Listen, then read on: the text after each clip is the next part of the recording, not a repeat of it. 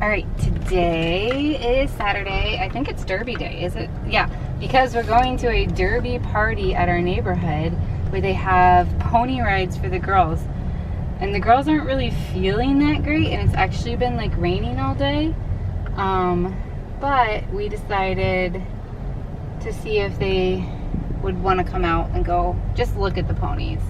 So we're only going to stay for a minute, but we'll see what the neighborhood party has.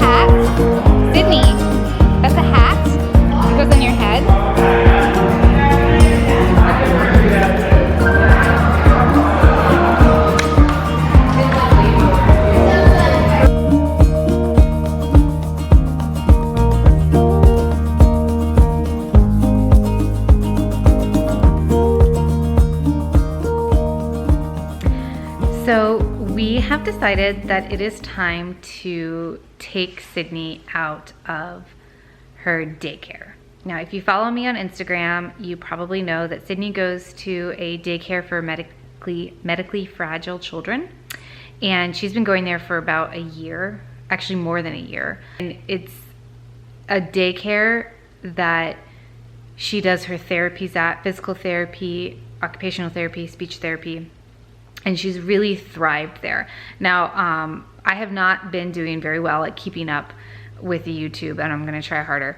But after Sydney had her brain surgery, she was 16 months old.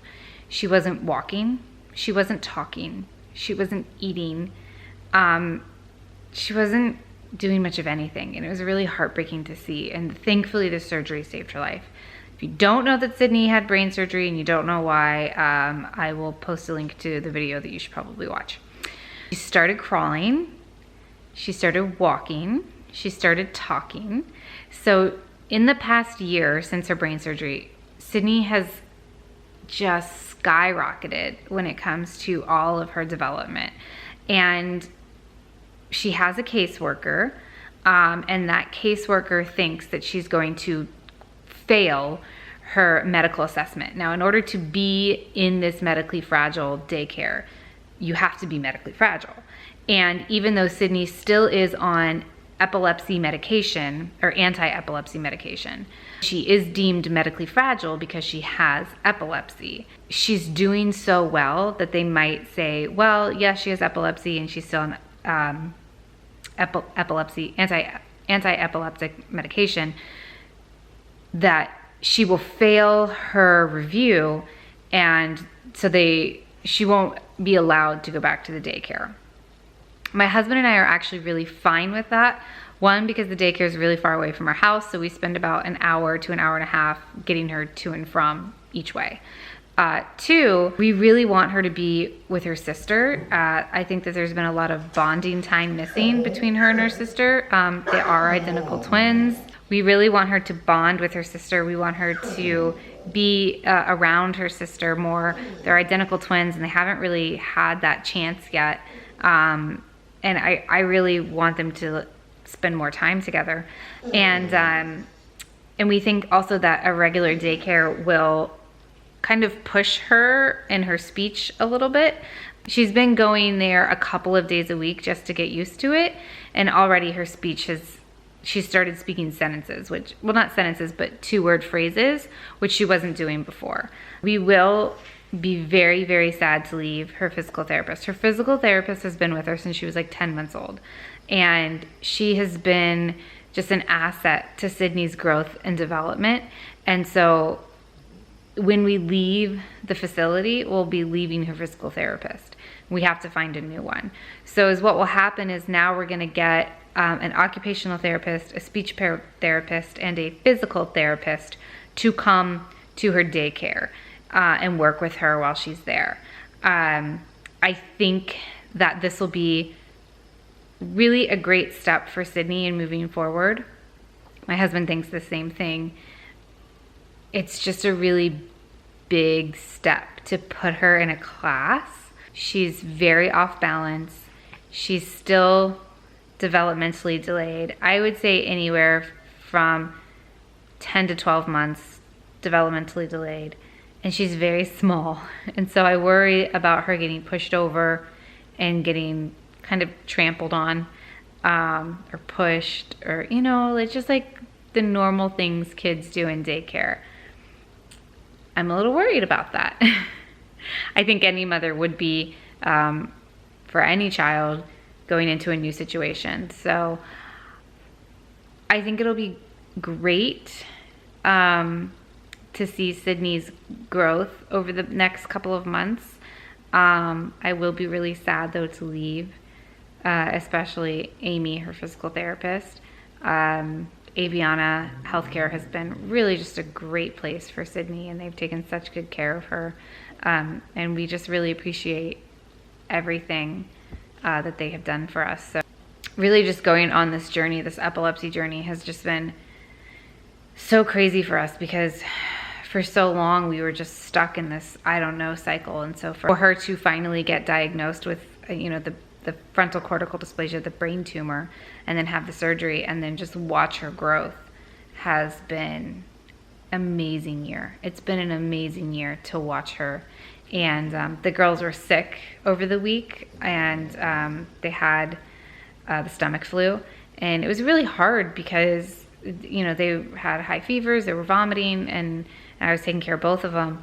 But then somebody said, isn't it great that your child, when she's sick, she can just be sick and not have to go to the hospital and stay overnight in the hospital sick with IVs and all these things? And I was like, oh my gosh, yes, that's so, I didn't even think about that because I was so in the being in the stomach flu in that moment. But it's crazy that Sydney is not going to the hospital every month anymore. She's really just outgrown all of those needs. Update on me and what's happening. Our embryos arrived at our clinic, so now they're going to push me forward with all the other testing that I have to go through. So I have to have blood work, and my husband has to have blood work done. I don't know why he has to have blood work done though, because he's not giving a sample. I have no clue. I think it's weird that he has to have his blood work done. I don't know. Can someone explain that to me, why my blood work, my husband has to have his blood work done before an FET? But anyways, so he's not giving any samples. We already have our embryos in the freezer. So now I have to do blood work, and then I have to have an HSG again. And then I think I have to have the one where they go in with the camera. And so the HSG is with the dye, where they go in and they kind of just like flush out your tubes. The next step after that is to go in and see if I have any scar tissue or anything like that, especially from having a C-section. And then we have to get my vitamin D levels up. And then the next thing after that, I think, is transfer. So it's May right now. I think we're probably going to be looking at a July or August transfer with my embryos. So we'll see. I've been taking my prenatal vitamins and my vitamin D, and just kind of working towards getting to a place in my work. We're just trying to prepare for when it does happen. A family of 5 is gonna be huge. You know, we went from 2 to 4 really quickly. So hopefully just one healthy baby. And that's all we can ask for. So if you want to follow along on Sydney's growth journey, on our twin adventures, or my IVF, I guess it's a frozen transfer, follow along. I'll be posting more the closer we get to the frozen transfer because I feel more comfortable with that. So thanks for watching.